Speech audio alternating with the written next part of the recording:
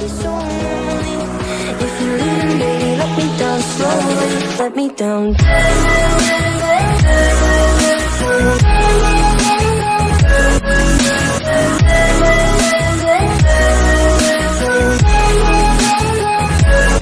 me down. Assalamualaikum warahmatullahi wabarakatuh. Di sini saya akan memberikan sedikit penjelasan tentang networking models. Selamat datang di presentasi tentang model jaringan. Mari kita jelajahi konsep-konsep dasar konsep model jaringan dan bagaimana data mengalir di internet. Nah, konsep model jaringan. Model jaringan menyediakan kerangka kerja untuk memahami bagaimana data bergerak melalui sistem jaringan. Setiap layer memiliki tugas spesifik seperti menangani komunikasi, routing, dan transmisi data.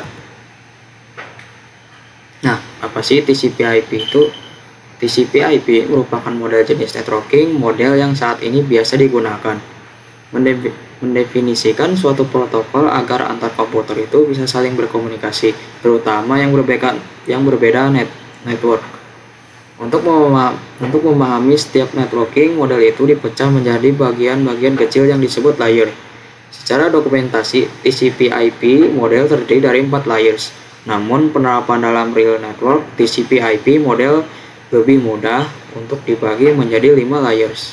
Kemudian, application layers berfungsi sebagai antarmuka dengan aplikasi, mengatur bagaimana aplikasi dapat mengakses jaringan dan kemudian membuat pesan-pesan berskala.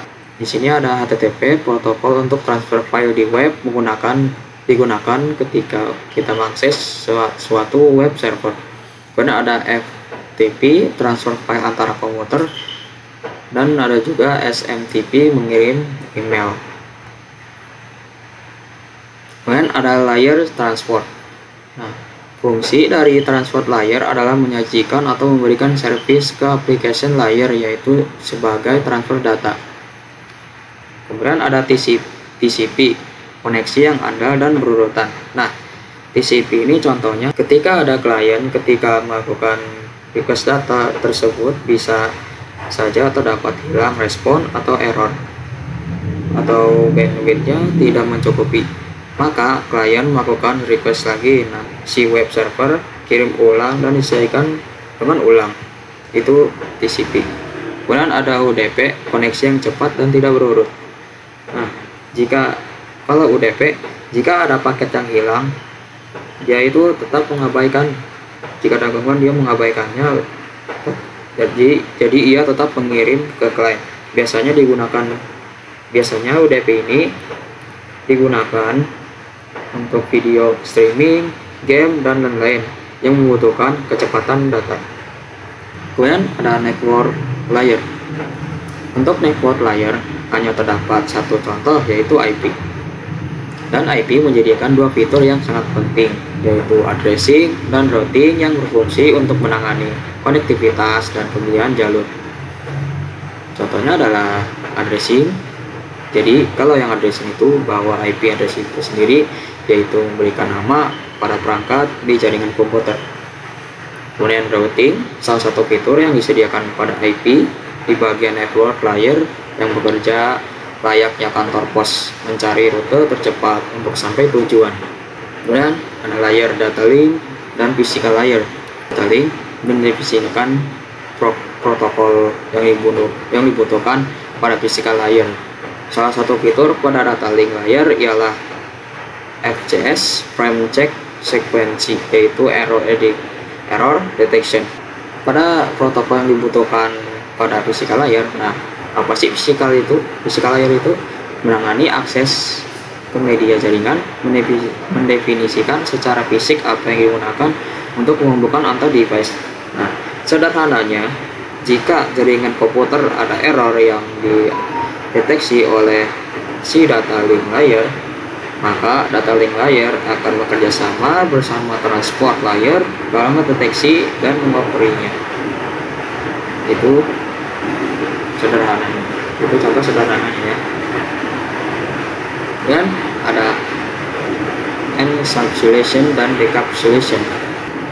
Proses membungkus data dengan header pada data setiap layernya. Adapun decapsulation maka itu sebaliknya. Jadi di sini ilustrasinya ada data aplikasi seperti email, kemudian solution, data dipropos oleh header dan filer, kemudian ditransmisikan, data dikirim melalui jaringan. Dan ada OSI model.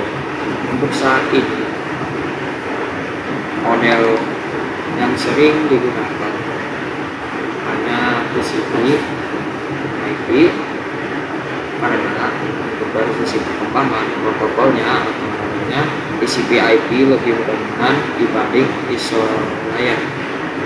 Namun OSI layar biasa dipelajari karena mudah dipahami. Sebelum networking model ada, setiap vendor membuat atau memiliki networking modelnya masing-masing. Karena setiap vendor memiliki networking model yang berbeda-beda, maka komunikasi antar vendor sulit dilakukan. Jadi, usaha untuk membangun suatu jaringan komputer sangat besar. Oleh karena itu, dibuatlah sebuah model atau sebuah standar atau spesifikasi minimum oleh ISO, yakni International Organization for Standardization, pada tahun 1984, yaitu dengan nama OSI atau Open System Interconnection, atau bisa juga disebut OSI 7 Layer 1.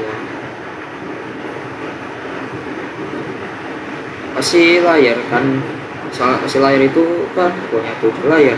TCP IP kan itu punya 5 layer. Yang berbeda cuma layer aja. Nah, kalau yang upper yang 57 itu berkaitan dengan user interface, data formatting, dan communication session. Itu yang upper. Kalau yang lower layer itu yang 1 sampai 4. Yang lower layer itu berkaitan dengan bagaimana data itu mengalir. Jadi begitu. Mungkin itu saja penjelasan saya di video kali ini. Kurang lebihnya mohon maaf. Wassalamualaikum warahmatullahi wabarakatuh.